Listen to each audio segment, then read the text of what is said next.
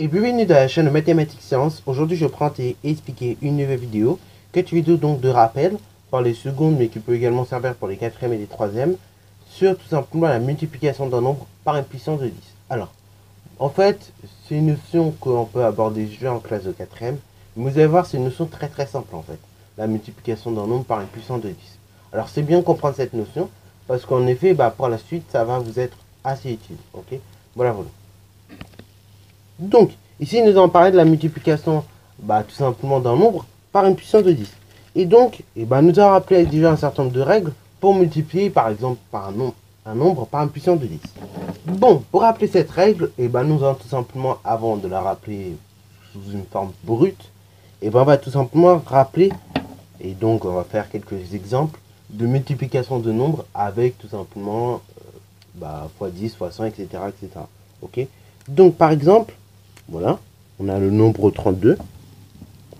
On le multiplie par 1, ça nous donne quoi? Ça nous donne 32 en fait. Ok, multiplié par 1, je l'ai déjà dit sur cette chaîne, mais ça arrange rien. Ok, ça ne modifie rien. Maintenant, si on multiplie 32 par 10, 32 fois 10, on vous l'a enseigné déjà normalement, mais donc on a juste à ajouter un 0. Ça fait donc 320. Ok, 32 par 100 maintenant. Voyons qu'est-ce que ça fait.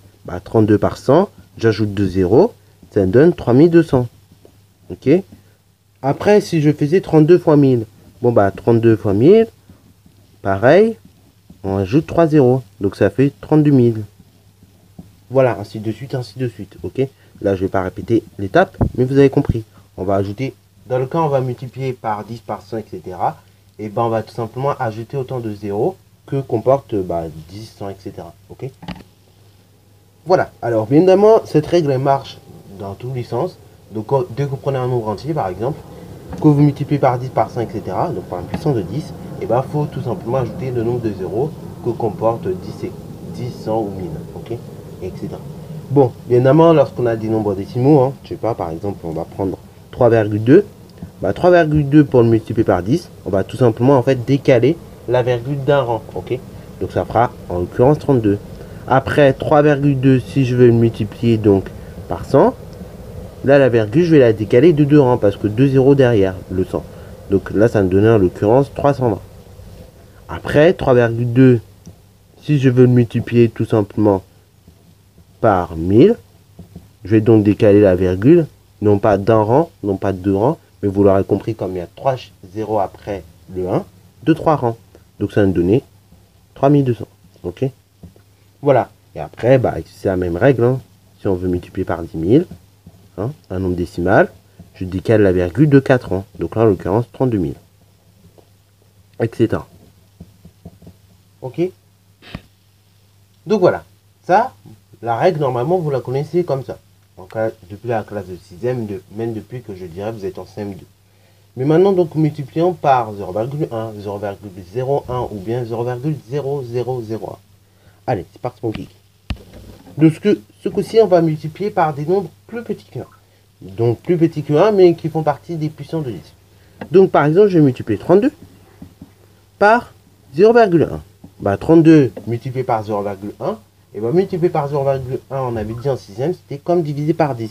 Et divisé par 10, ça revient à décaler la virgule, cette fois-ci d'un seul rang, vers la gauche. Donc aussi, 32 multiplié par 0,1, ou bien divisé par 10, ça donne tout simplement 3,2.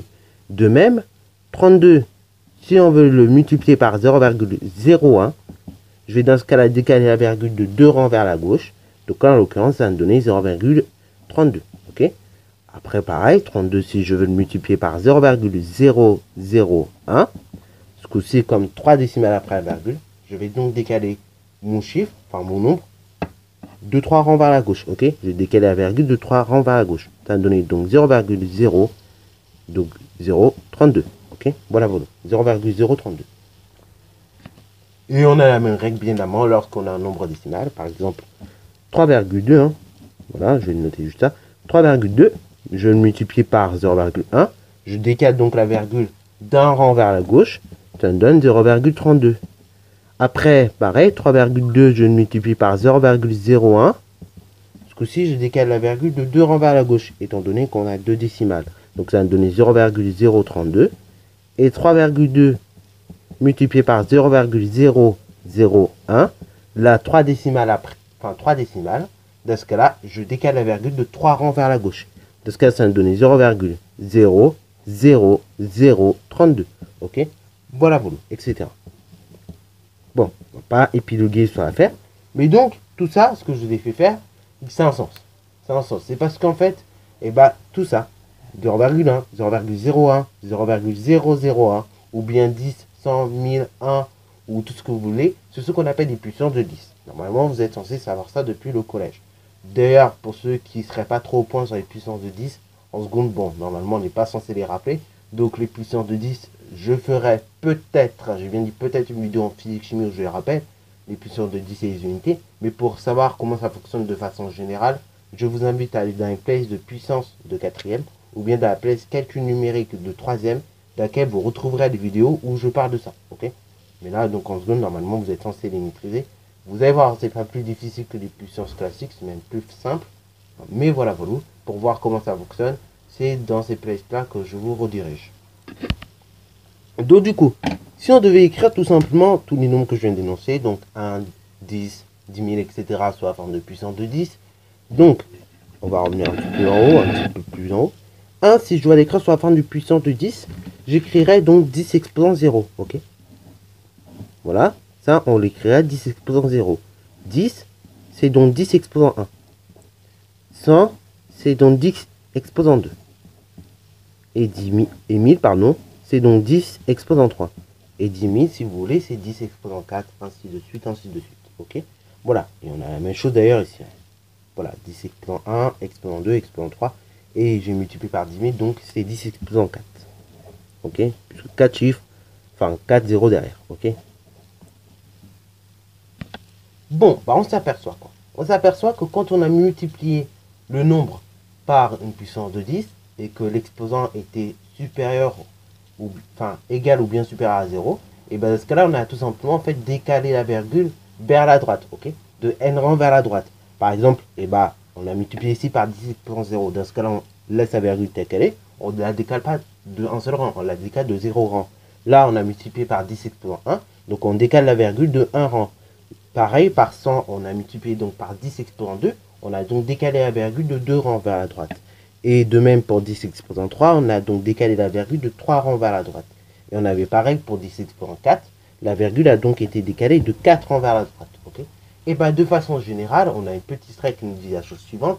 C'est que si on multiplie un nombre par une puissance de 10, donc par une puissance de 10, donc de ce cas 10 exposant n, avec n justement qui est supérieur ou bien égal à 0, en l'occurrence, c'est mieux qu'il soit supérieur à 0. Et donc, avec n qui est un entier de préférence là naturel. Et dans ce cas-là, ça veut dire quoi? Ça veut dire qu'on va décaler la virgule en fait de n rang vers la droite. Ok? Donc, dans ce cas-là, lorsqu'on multiplie un nombre par une puissance de 10, que l'exposant, évidemment c'est un nombre entier, mais que l'exposant est tout simplement positif, et dans ce cas-là, on décale la virgule de n rang vers la droite. Ok? Bon, dans le cas où tout simplement on multiplie par une puissance de 10 négative.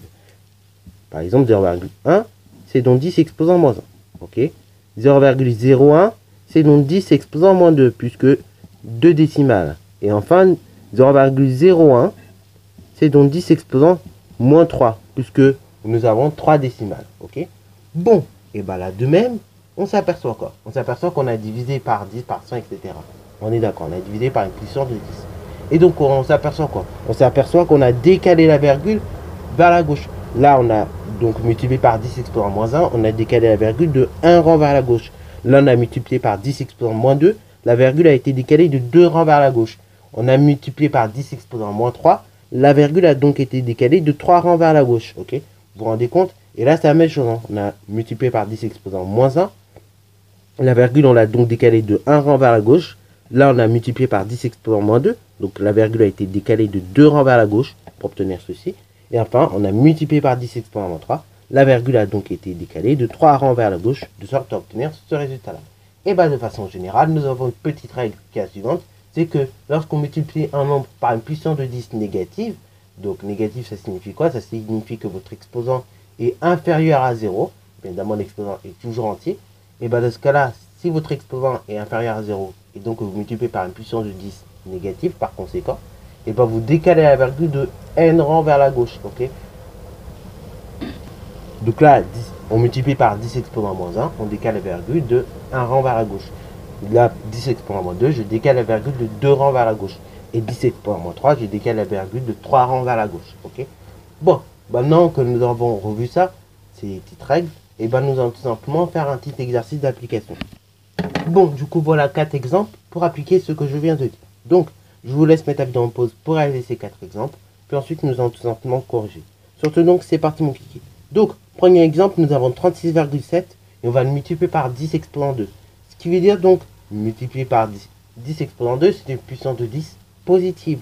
Dans ce cas-là, je vais tout simplement décaler la virgule de 2 rangs vers la droite.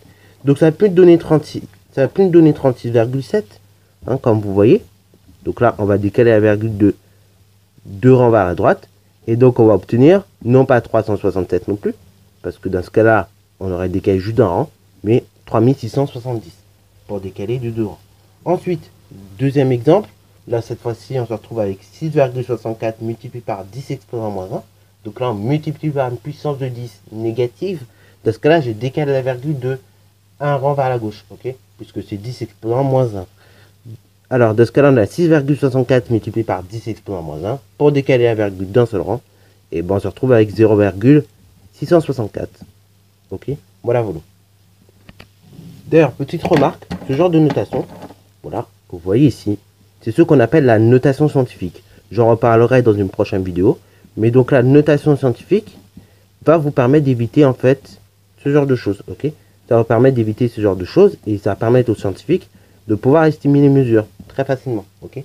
Donc j'en reparlerai un petit peu plus tard, mais donc cette notation scientifique, il faut qu'il y ait deux conditions pour que vous soyez en notation scientifique. D'abord que le nombre que vous avez soit compris entre 1 et 10, 1 inclus et 10 exclus, et ensuite qu'on multiplie bien par une puissance de 10, ok, positive ou bien négative, hein. Voilà. Donc là, ce que nous avons ici, c'est une notation scientifique, et donc j'en reparlerai dans une prochaine vidéo. Voilà, en fait, ça permet d'éviter d'écrire ce genre de chiffres comme ça, ok.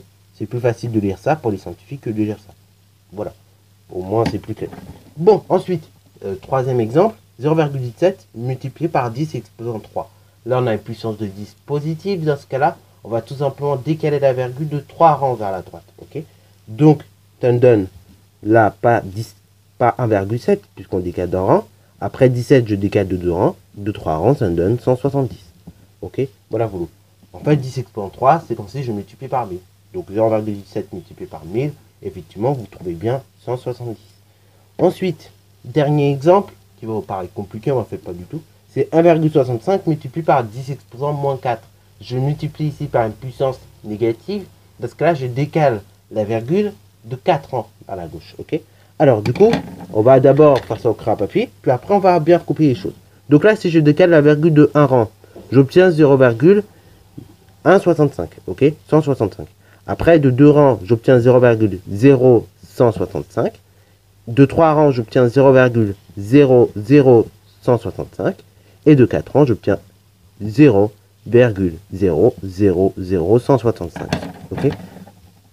Donc 0,000165. Là, pareil, vous voyez que c'est plus simple d'écrire ça comme ça que comme je viens de l'écrire ici. Et ça, pareil, c'est ce qu'on appelle la notation scientifique. Alors, nous avons bien une notation scientifique puisque nous avons bien un nombre compris entre 1 et 10, 1 qui est bien inclus et 10 exclus. On aime bien multiplier par une puissance de 10. En l'occurrence, ici, elle est négative, mais ça ne me dérange pas. Dans ce cas-là, nous avons une notation scientifique. Enfin, un nombre écrit en notation scientifique. Et vous voyez quand même que c'est plus pratique de lire ça que de lire ça, sincèrement. Donc là, pareil, si vous voulez remanipuler, pareil, si vous voulez passer de ça à ça, et redécaler à nouveau la virgule de 4 rangs, et normalement, vous êtes censé obtenir ceci. Donc là, en décale de 3 rangs, on obtient 0,165. De 4 rangs, on obtient bien notre écriture de départ. Ok, voilà, voilà. Donc c'est tout pour cette vidéo. J'espère qu'elle vous aura plu et que ça vous aura aidé. Si c'est le cas, n'hésitez d'ailleurs pas à la liker, commenter et bonne reste à toi en mathématiques et en sciences.